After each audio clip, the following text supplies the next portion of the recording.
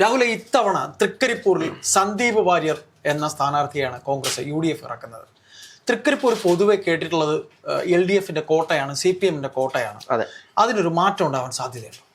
മാറ്റമുണ്ടാവാൻ സാധ്യത ഉണ്ടോ എന്ന് ചോദിച്ചു കഴിഞ്ഞാൽ നമുക്കറിയാവുന്നതുപോലെ എപ്പോഴും നമ്മൾ പറയുന്നത് പോലെ ഭരണവിരുദ്ധ വികാരം ചർച്ച ചെയ്യുന്നത് കൊണ്ട് തൃക്കരിപ്പൂരിൽ ചിലപ്പോൾ ഒരു മാറ്റമുണ്ടായേക്കാം എന്ന് പറയുന്ന ഒരുപാട് ആളുകളുണ്ട്. പക്ഷേ ഒരു തൃക്കരിപ്പൂരിൻ്റെ ഒരു ചരിത്രം നമ്മൾ പരിശോധിച്ചു കഴിഞ്ഞാൽ 1957 ആ മണ്ഡലം രൂപപ്പെടുമ്പോൾ EMS നമ്പൂതിരിപ്പാടായിരുന്നു അന്ന് മത്സരിക്കുന്നത്. അന്ന് അദ്ദേഹം വിജയിച്ചു.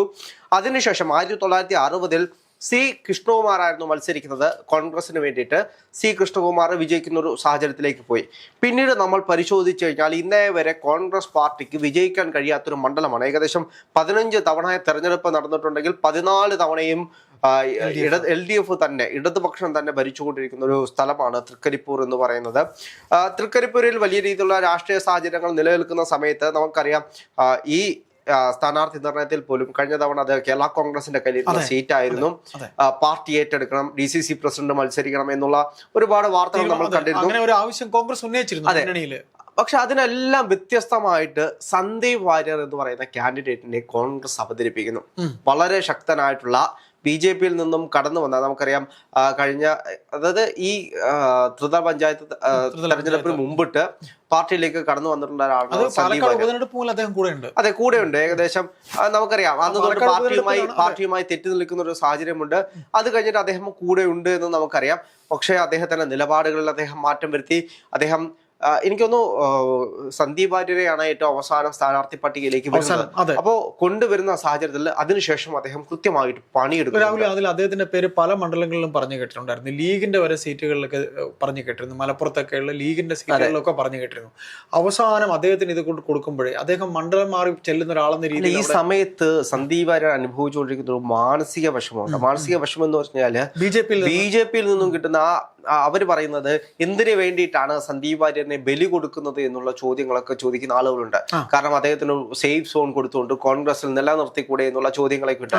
പക്ഷെ കോൺഗ്രസ് അങ്ങനെയല്ല കണ്ടിരിക്കുന്നത് അദ്ദേഹത്തിനെ. അദ്ദേഹത്തിന്റെ ഒരു സ്റ്റാർ കാൻഡിഡേറ്റ് ആയിട്ടാണ് സന്ദീപ്. കേരളത്തിൽ എവിടെ നിന്ന് കഴിഞ്ഞാലും ഷാഫി പറമ്പിലും രാഹുൽ മാങ്കൂട്ടവും പോലെ കോൺഗ്രസിന്റെ മികച്ച നേതാക്കന്മാരിൽ യുവാക്കളിൽ ഇപ്പോ മികച്ച പ്രാസംഗികനാണ്. അദ്ദേഹത്തിന് കോൺഗ്രസ് കൊടുത്തിട്ടുള്ള സ്ഥാനമാനങ്ങളൊന്നും ചെറുതൊന്നുമല്ല. അദ്ദേഹത്തിനെ പാർട്ടിയിലേക്ക് കൊണ്ടുവരുന്ന സാഹചര്യത്തിൽ തന്നെ മാധ്യമങ്ങൾ സംസാരിക്കാനായിട്ട് വക്താവായിട്ട് പോകുന്നു. അതേപോലെ തന്നെ KPCC ജനറൽ സെക്രട്ടറി ആകുന്ന ഒരു സാഹചര്യം അങ്ങനെ പെട്ടെന്ന് വരുന്ന ഒരാൾക്ക് കൊടുക്കുന്ന കാര്യമൊന്നുമല്ല. കേരളം മൊത്തം നിറഞ്ഞിരിക്കുന്ന ആളായതുകൊണ്ട് തന്നെയാണ് തീർച്ചയായിട്ടും അദ്ദേഹത്തിന്റെ സംസാര ശൈലിയാണെങ്കിലും ക്ലാരിറ്റി ഉണ്ട്. ഒരാളെ ഒരു ചർച്ചയ്ക്ക് വിളിച്ചിരുത്തി കഴിഞ്ഞാൽ കൃത്യമായിട്ട് പറഞ്ഞിരിക്കാനുള്ളൊരു ലോജിക്കിന് നിരക്കാത്തൊന്നും പറയില്ല. അതെ, എനിക്ക് തോന്നുന്നു അദ്ദേഹവുമായി ആകെ ബന്ധപ്പെട്ടൊരു വിഷയം എന്ന് പറയുന്നത് CPMുമായിട്ടുള്ള ചർച്ചക്കിടെ ഗാന്ധിജിയെ വെറുതെ ഒന്ന് വെടിവെച്ച് കൊന്നു എന്ന് പറയുന്ന ഒരു സ്റ്റേറ്റ്മെന്റ്. അത് വെച്ചിട്ടാണ് ഇപ്പോ BJPക്കാരാണെങ്കിലും CPMകാരാണെങ്കിലും അദ്ദേഹത്തിനെ ആക്ഷേപിച്ചുകൊണ്ടിരിക്കുന്നത്. പക്ഷെ ആ മണ്ഡലത്തിലേക്ക് വരികയാണെങ്കിൽ നമ്മൾ പറഞ്ഞതുപോലെ അവിടെ 8 ഗ്രാമപഞ്ചായത്താണ് അവിടെ ഉള്ളത്. 8 ഗ്രാമപഞ്ചായത്തും ഒരു മുനിസിപ്പാലിറ്റിയുമാണ് അവിടെ ഉള്ളത്. 2016 അവിടെ 2 തവണയായിട്ട് M. രാജഗോപാൽ തന്നെയായിരുന്നു മത്സരിച്ചുകൊണ്ടിരുന്നത്. 2016 M. രാജഗോപാൽ മത്സരിക്കുമ്പോൾ 79,286 വോട്ടുകളാണ് ഉണ്ടായിരുന്നത്. അവിടെ അന്ന് മത്സരിച്ചത് KP കുഞ്ഞിക്കണ്ണനായിരുന്നു. 62,327 വോട്ടുകളാണ് അദ്ദേഹത്തിന് നേടിയത്. BJPക്ക് വേണ്ടിയിട്ട് M. ഭാസ്കരനായിരുന്നു. അദ്ദേഹം 10,766 വോട്ടുകളാണ് വാങ്ങിച്ചത്. അപ്പോൾ എന്ത് തന്നെയാണെങ്കിലും വലിയ രീതിയിൽ 16,959 വോട്ടിന്റെ ഭൂരിപക്ഷത്തിലാണ് അന്ന് M. രാജഗോപാൽ വിജയിക്കുന്നത്. അതിനുശേഷം 2021 വരുമ്പോൾ 2021 M. രാജഗോപാൽ 86,151 വോട്ടിന്റെ ഭൂരിപക്ഷത്തിലാണ് വിജയിക്കുന്നത്. അവിടെ കേരള കോൺഗ്രസിനായിരുന്നു. കേരള കോൺഗ്രസ് MB ജോസഫ് 60,014 വോട്ടിന്റെ ഭൂരിപക്ഷത്തിലാണ് വിജയിക്കുന്നത്. LDF കാൻഡിഡേറ്റ് ആണ് രാജഗോപാൽ. അതെ, LDF കാൻഡിഡേറ്റ് ആണ്. NDA കാൻഡിഡേറ്റ് എന്ന് പറയുന്നത് ഷിബിൻ TV ആണ്. അദ്ദേഹം 10,961 വോട്ടുകളാണ് ലഭിക്കുന്നത്. അതായത് BJPക്ക് അവിടെ കൃത്യമായിട്ട് വോട്ടുകളുണ്ട്. 10,000 വോട്ടുകൾ അവിടെ കൃത്യമായിട്ട് BJPക്ക് ഉണ്ട് എന്നാണ്. അതായത് 2021 അവിടെ LDF വിജയിക്കുന്നത് 26,137 എന്ന് പറയുന്ന കൃത്യമായിട്ടുള്ള ഒരു ഭൂരിപക്ഷത്തിലാണ് വിജയിക്കുന്നത്. പക്ഷെ ആ മണ്ഡലം LDFന്റെ കോട്ടയാണ് എന്ന് പറയുന്ന സാഹചര്യത്തിൽ പോലും UDFന് ഇപ്പോഴും പ്രതീക്ഷ നൽകുന്ന ഒരേ ഒരു കാര്യം എന്ന് പറയുന്നത് കഴിഞ്ഞ ലോക്സഭാ തെരഞ്ഞെടുപ്പിൽ രാജ്മോഹൻ ഉണ്ണിത്താൻ നല്ല രീതിയിലുള്ള ലീഡ് നേടിക്കൊടുത്തൊരു മണ്ഡലമാണ് തൃക്കരിപ്പൂർ എന്ന് പറയുന്നത്. അങ്ങനെ ഒരു ട്വിസ്റ്റ് അവിടെ ഉണ്ടാകുകയാണെങ്കിൽ നമുക്കറിയാം അല്ല അവിടെ ഹിന്ദു ഭൂരിപക്ഷം കുറെ വോട്ടുള്ള സ്ഥലമാണ്. അതെ, തീർച്ചയായിട്ടും. അവിടെ നമ്മൾ മനസ്സിലാക്കേണ്ട കാര്യം എന്ന് വെച്ച് കഴിഞ്ഞാൽ ഇപ്പോൾ സന്ദീപ് വാര്യർ അവിടേക്ക് വരുന്നു. അതിനുശേഷം അദ്ദേഹം അവിടെയുള്ള മത നേതാക്കന്മാരെ എല്ലാം കാണുന്നുണ്ട്. മുസ്ലിം ലീഗിന്റെ ആണെങ്കിലും മറ്റ് ക്രൈസ്തവ സംഘടനയുടെ ആണെങ്കിലും അതെ, എല്ലാ നേതാക്കന്മാരെയും പോയി കാണുന്നുണ്ട് എന്നത് മറ്റൊരു കാര്യമാണ്.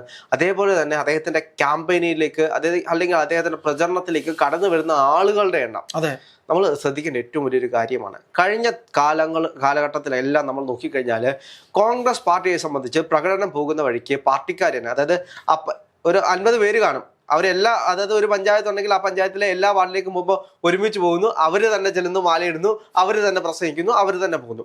പക്ഷേ ഈ തെരഞ്ഞെടുപ്പിൽ നമ്മൾ കാണേണ്ട വലിയൊരു മാറ്റം എന്ന് പറയുന്നത് സാധാരണ അമ്മമാർ, അതായത് സാധാരണപ്പെട്ട ആളുകളെല്ലാം വീടിന്റെ വെളിയിലേക്ക് ഇറങ്ങി നിൽക്കുന്നു.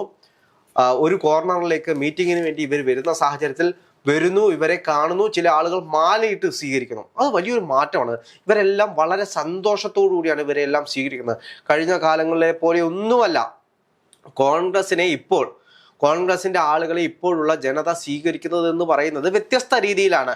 കഴിഞ്ഞ ദിവസങ്ങളിലെല്ലാം ഞാൻ പല മണ്ഡലങ്ങളുമായി ബന്ധപ്പെട്ട് പോയിരുന്നു. അവിടെ എല്ലാം കാണാൻ കഴിഞ്ഞത് ഇത് തന്നെയാണ്.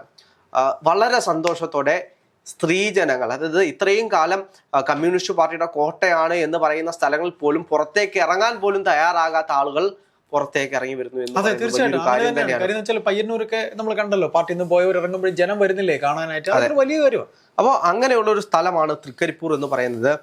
അവിടെ DCC പ്രസിഡന്റിന്റെ പേരായിരുന്നു ആദ്യമേ കുറെ ബഹളം. ഏറ്റവും വലിയ മാറ്റം എന്ന് പറഞ്ഞാൽ കഴിഞ്ഞ തവണ കേരള കോൺഗ്രസിന് കൊടുത്ത സീറ്റാണ്. അസംതൃപ്തരായിരുന്നു UDF, പ്രത്യേകിച്ച് കോൺഗ്രസ്സുകാരെ. അവിടെ എന്തിനാണ് മാണിയുടെ മരുമകനോ മറ്റോ അവിടെ മത്സരിച്ചത്, എന്തിനു കൊടുത്തു എന്ന് ചോദിച്ചിട്ടുണ്ടായിരുന്നു. അതിൽ നിന്ന് മാറിയതിന്റെ വലിയ കാര്യം. കേരള കോൺഗ്രസ് മത്സരിക്കുന്ന സമയത്ത് 60,000 വോട്ടുകൾക്കാണ് കേരള കോൺഗ്രസ് വരുന്നത്. UDF അവിടെ, അതായത് കോൺഗ്രസ് ആണ് അവിടേക്ക് മത്സരിക്കാൻ പോകുന്നതെങ്കിൽ ഏകദേശം ഒരു 10,000 1 ലക്ഷത്തിൽ മേൽ വോട്ട് എന്തായാലും ഷുവർ ആയിരിക്കും. ഒരു 15,000 വോട്ടിന് മുകളിൽ മറിഞ്ഞു കഴിഞ്ഞാൽ തീരാവുന്ന മണ്ഡലമേ ഉള്ളൂ. ഇപ്പൊ 60,000 വോട്ട് കേരള കോൺഗ്രസ് മാണി അദ്ദേഹത്തിന്റെ മരുമകൻ പിടിക്കുന്നു എന്നുണ്ടെങ്കിൽ ഇവിടെ ഈ പറയുന്ന കോൺഗ്രസ് പാർട്ടിയുടെ ആൾ UDF-ൽ മത്സരിക്കുമ്പോൾ എന്ത് വന്നാലും 1 ലക്ഷത്തിന് മേൽ വോട്ട് കിട്ടത്തില്ല. അല്ല, ശക്തനായിട്ട് 1 ലക്ഷത്തിന് മേൽ വോട്ടൊന്നും ലഭിക്കും. ടോട്ടൽ 2 ലക്ഷം 2.5 ലക്ഷം. അല്ല, അവിടെ നമ്മൾ മനസ്സിലാക്കേണ്ട കാര്യം എന്ന് വെച്ച് കഴിഞ്ഞാൽ ശക്തനായിട്ടുള്ള ഒരു സ്ഥാനാർത്ഥിയാണ് സന്ദീപ് വാര്യർ എന്ന് പറയുന്നത്. ഒരു 10,000 വോട്ട് അദ്ദേഹത്തിന്റെ മികവ് കൊണ്ട് അദ്ദേഹത്തിന് മാറ്റാൻ കഴിയും. 10,000 വോട്ടുകൾ സന്ദീപ് വാര്യർ എന്ന്, അതായത് കേരള കോൺഗ്രസ് മത്സരിക്കുന്ന സമയത്ത് 60,014 വോട്ടുകൾക്ക് കേരള കോൺഗ്രസിന് നേടാൻ കഴിയുമെങ്കിൽ സന്ദീപ് വാര്യർ എന്ന് പറയുന്ന കോൺഗ്രസിന്റെ കരുത്തുറ്റ നേതാവിന്, കേരളത്തിലെ മുഴുവൻ ജനങ്ങൾക്കും അറിയാവുന്ന ഒരു മുഖത്തിന്, തീർച്ചയായിട്ടും അദ്ദേഹത്തിന് ഒരു 10,000 വോട്ട് സുഖമായിട്ട് മാറ്റാൻ കഴിയും. പിന്നീടുള്ള ഒരു 5,000 വോട്ടുകൾ ഭരണവിരുദ്ധ തരംഗവുമായി അതിനേക്കാളൊക്കെ കൂടുതൽ വരും ഭരണവിരുദ്ധ വികാരം. അങ്ങനെ വരികയാണെങ്കിൽ അദ്ദേഹം, മറിച്ച് നമ്മൾ നോക്കുമ്പോൾ മുസ്തഫ പ്രാദേശികമായിട്ടുള്ള ആളാണ്. പിന്നെ അദ്ദേഹം കുറച്ച് ഡിബേറ്റുകൾ, മുസ്തഫയെ സംബന്ധിച്ച് മുസ്തഫ ജില്ലാ സെക്രട്ടേറിയറ്റ് അംഗമാണ്. അപ്പോ അദ്ദേഹം അവിടുത്തെ ലോക്കൽ നേതാവാണ്, അറിയാവുന്ന ഒരു ചാനലുകളിൽ പാർട്ടി വ്യക്തമായിട്ട് ചർച്ചയ്ക്കൊക്കെ വരുന്നുണ്ട്. എന്ന് തന്നെയാണെങ്കിൽ നല്ലൊരു മത്സരമായിരിക്കും. വിജയമാർക്കൊപ്പമാണ് എന്നതിനപ്പുറത്തേക്ക് ഈ നിലവിൽ അവിടെ ഇപ്പോ BJP-യുടെ കാൻഡിഡേറ്റ് എന്ന് പറയുന്നത് രവി കുളങ്കര എന്ന് പറയുന്ന ഒരു കാൻഡിഡേറ്റ് ആണ്. എങ്ങനെ പോയാലും BJP 10,000 വോട്ട് അല്ലെങ്കിൽ 11,000 വോട്ട്, 12,000 വോട്ട്, ഇത്ര വോട്ടുകളെ BJP അവിടെ, 12,000 പോവില്ല, ഒരു 11,000 സംതിങ് വോട്ടുകൾക്കായിരിക്കും BJP അവിടെ ലഭിക്കുന്നത്. പക്ഷെ അവിടെ സന്ദീപ് വാര്യർ എന്ന് പറയുന്ന ഒരു കാൻഡിഡേറ്റ് പിടിക്കാൻ പോകുന്ന വോട്ട് എന്ന് പറയുന്നത് 60,000 കഴിഞ്ഞ് ഒരു 70,000 വോട്ടുകൾ സന്ദീപ് വാര്യർക്ക് പിടിക്കാൻ കഴിയുമെന്ന്. ഒരു 1.5 ലക്ഷം വോട്ടെങ്കിലും കാണുമല്ലോ. അതെ, തീർച്ചയായിട്ടും. അപ്പോ എങ്ങനെ പോയി കഴിഞ്ഞാലും സന്ദീപ് വാര്യർ ഒരു 70,000 വോട്ടുകൾ, അതായത് 60,000 വോട്ട് കേരള കോൺഗ്രസിന് ലഭിക്കുകയാണെങ്കിൽ രാഹുൽ അതിനേക്കാൾ ഉറപ്പായിട്ട് കിട്ടും. കാര്യം UDF-ലെ കോൺഗ്രസ് സ്ഥാനാർത്ഥി എന്ന് പറയുമ്പോൾ, പ്രത്യേകിച്ച് രാഹുൽ പറഞ്ഞ പോലെ ജനം കാത്തിരിക്കുന്ന, അങ്ങനെ വരികയാണെങ്കിൽ സന്ദീപ് വാര്യർ സുഖമായിട്ട് ജയിക്കും. അല്ല, ഇപ്പൊ കോൺഗ്രസിന്റെ വിലയിരുത്തലും അങ്ങനെ തന്നെയാണ്. സന്ദീപ് വാര്യർക്ക് വിജയിക്കാനുള്ള ഗ്ലാമർ മണ്ഡലമായി കഴിഞ്ഞു സന്ദീപ് വാര്യർ. പിടികിട്ടാത്ത മണ്ഡലങ്ങൾ പിടിക്കാനായിട്ട് ഒരു നേതാവ്, അങ്ങനെ സന്ദീപ് വാര്യർ ആ മണ്ഡലം പിടിച്ചെടുക്കുകയാണെങ്കിൽ, തൃക്കരിപ്പൂർ സന്ദീപ് വാര്യർ വിജയിക്കുകയാണെങ്കിൽ അദ്ദേഹത്തിന് കോൺഗ്രസിൽ കിട്ടാൻ പോകുന്ന പരിഗണന എന്ന് പറയുന്നത് വേറൊരു പരിഗണനയായിരിക്കും. ഷാഫി പറമ്പിലിനൊക്കെ ഈ സമയത്ത് ലഭിച്ചുകൊണ്ടിരിക്കുന്ന ഒരു പരിഗണന ഉണ്ടല്ലോ. ഇപ്പോ നമുക്കറിയാവുന്നതുപോലെ ആറന്മുളയിൽ മത്സരിക്കുന്ന അബിൻ വർക്കി ആണെങ്കിലും ഷാഫി പറമ്പിലാണെങ്കിലും PC വിഷ്ണുനാഥ് ആണെങ്കിലും ഇവർക്കൊക്കെ കോൺഗ്രസ് കൊടുക്കുന്ന ഒരു പരിഗണനയുണ്ട്. ഈ പരിഗണനയേക്കാൾ കൂടുതൽ സന്ദീപ് വാര്യർക്ക് കിട്ടുമെന്നതിൽ തർക്കമൊന്നുമില്ല. പ്രത്യേകിച്ച് CPM-ന്റെ കോട്ടയായ ഒരു സ്ഥലം കൂടെയാണ്. അതെ, നമ്മളൊന്ന് ആലോചിച്ച് നോക്കൂ. ഈ മണ്ഡലം രൂപീകരിച്ചിട്ട് 15 15 ടേമായിട്ട് മത്സരം നടക്കുകയാണ്. അതിൽ ആകെ ഒരു വട്ടം മാത്രമാണ് കോൺഗ്രസ് മത്സരിക്കുന്നത്. അതേപോലെ തന്നെ EMS നമ്പൂതിരിപ്പാടിന്റെ മണ്ഡലമായിരുന്നു. അപ്പൊ അത്രയും ശക്തമായിട്ടൊരു മണ്ഡലമാണ്. അപ്പോൾ സ്വാഭാവികമായിട്ടും അവിടെ സന്ദീപ് വാര്യർ വിജയിക്കുകയാണെങ്കിൽ അവിടുത്തെ ഏറ്റവും വലിയ ട്വിസ്റ്റ് അതാണ്. നമുക്കറിയാവുന്ന പോലെ രാജ്മോഹൻ ഉണ്ണിത്താൻ ഇത്രയും വോട്ടുകൾക്ക് ഏകദേശം എനിക്കൊന്ന് 10,000 വോട്ടുകളുടെ ലീഡ് അവിടെ നിന്ന് ഉണ്ടാകുന്നുണ്ട്, നിയമസഭാ മണ്ഡലത്തിൽ കിട്ടുന്നുണ്ട്. അപ്പോ അങ്ങനെയാണെങ്കിൽ വലിയ രീതിയിലുള്ളൊരു ചലനമായിരിക്കും അവിടെ സൃഷ്ടിക്കാൻ പോകുന്നത്. മണ്ഡലം തിരിച്ചു പിടിച്ചുകൊണ്ട് കോൺഗ്രസ് തൃക്കരിപ്പൂർ കിട്ടുകയാണെങ്കിൽ വലിയൊരു ഭൂരിപക്ഷത്തിലായിരിക്കും കോൺഗ്രസ് അധികാരത്തിൽ വരാൻ പോകുന്നത്.